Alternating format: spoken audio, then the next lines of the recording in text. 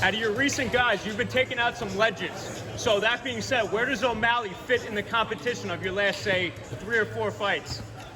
And based on accolades, O'Malley's probably on the longer list of accomplishments. I mean, the only guy he's ever beat by split decision is purely on. Everybody else is out of the UFC. So it's a tough test. The guy in front of you is always the toughest competition. So I'm not overlooking him by any means. He's long, he's rangy. I make sure I put some great training partners to get the looks and doing the same type of mannerism that he does in the octagon. And I can't wait to go out there and show out and put on a show for Long Island.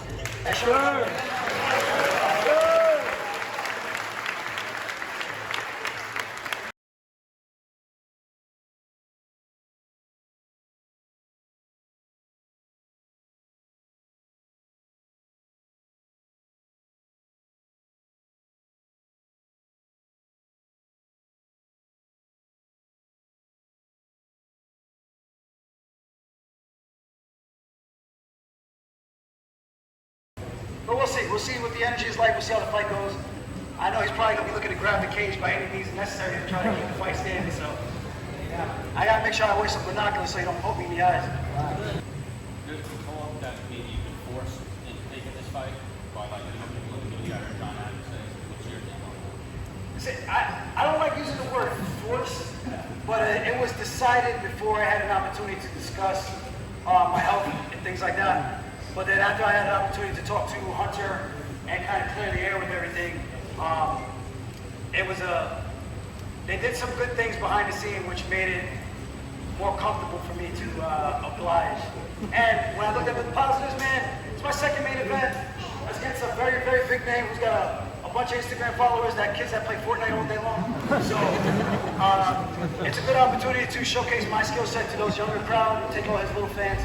And then that's really what it's all about. It's a great opportunity, man. So I'm going to try to capitalize on this moment as much as I can.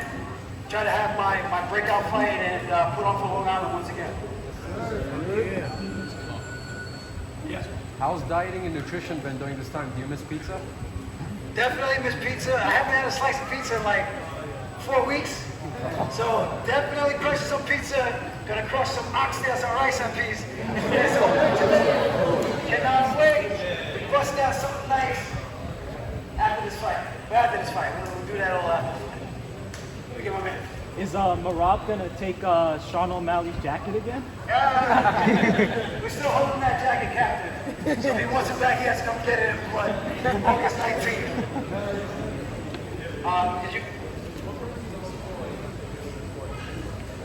Just training, man. I think the best thing about this sport is that you see people in here from all around the world, different countries, and even wrestling. Wrestling gave me an opportunity to go outside of my boundaries of Unionville. You know, I grew up in Roosevelt, I moved to Unionville. I never traveled, I never went to other neighborhoods, and wrestling gave me an opportunity to see what other school districts were like, other facilities, and travel the world, compete in different states.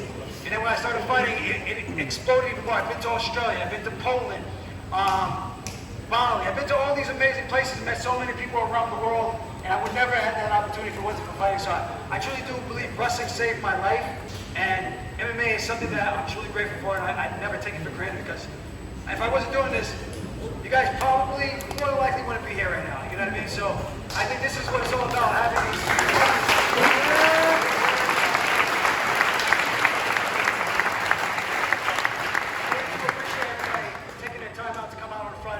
Happy hour, and none of you guys can be outside doing a lot of other festivities. So.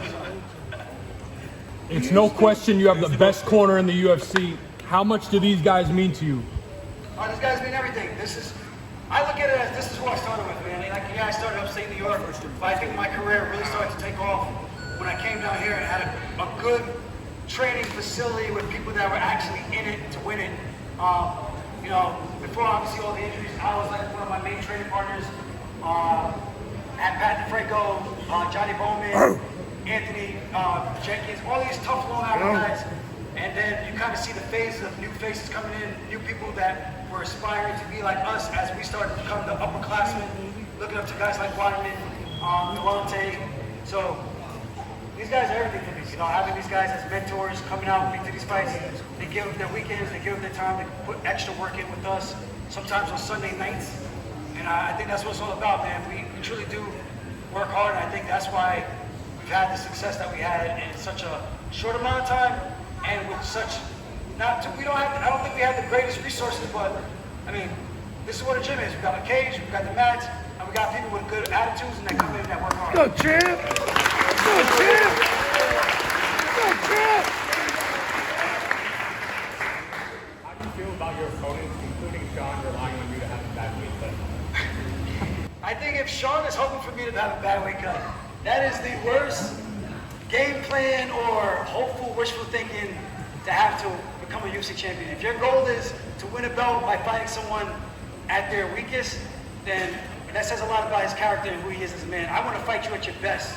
Give me your best. Give me the best guy, the most dangerous guy. I've been calling out Piotr Yan since 2019. They kept him away from me. I called out Corey Sandhagen. They kept him away from me until they couldn't anymore. So I want to fight the biggest. I want to fight the baddest guys. And I think that's the difference between his mentality and my mentality. So if he's banking on that, good luck.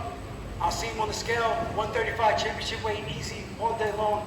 And then I'll whip that ass on Saturday night. Woo! Yeah!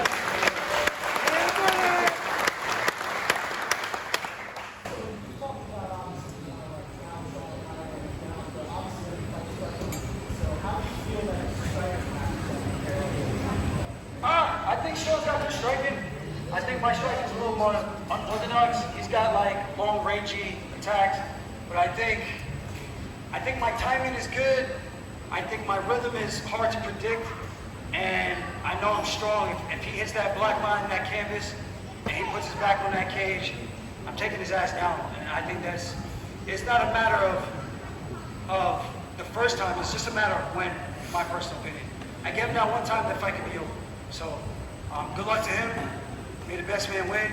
I'm coming in there to make a statement and smash it. Yeah!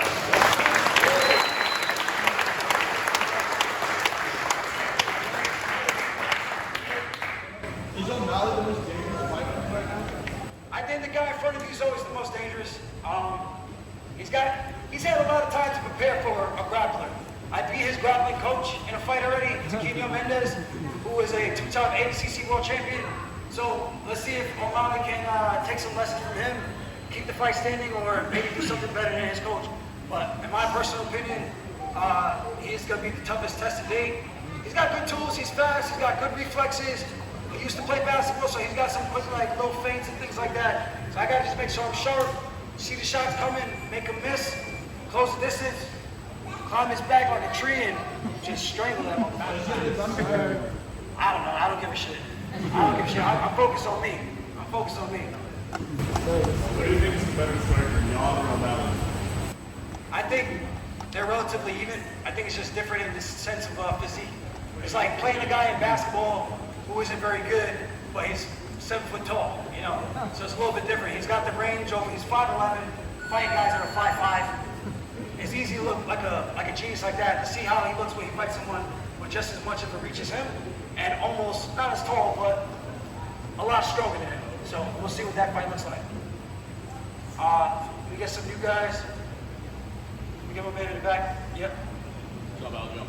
What's that? You also called out Henry Cejudo in 2019 after that Munoz defeat as well, so we know how that went. But you got a huge crowd here. Hopefully, you can have a huge crowd in Boston, a city that's so iconic for having a rivalry with New York. How much New York pride are you bringing to the octagon?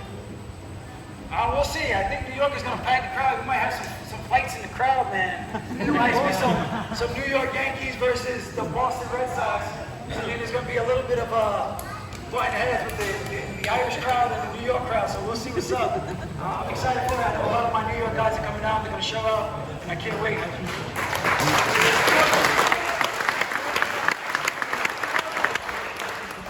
How do you feel about the fall of Peter Yan's career and you being seems like the starter?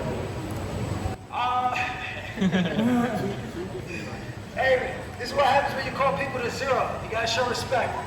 You call somebody zero, then you end up becoming the zero overnight. So this sport will humble you, man. You think that you're here, and overnight you'll be at rock bottom. And I think he's tough enough to bounce back. He just needs to stay away from the wrestlers and stay away from Sarah Long, because unless he wants another L. Let's just say that. Let's do one more, and then we can get some photos going. And you guys make me pick. I don't want to have to pick. Oh, no!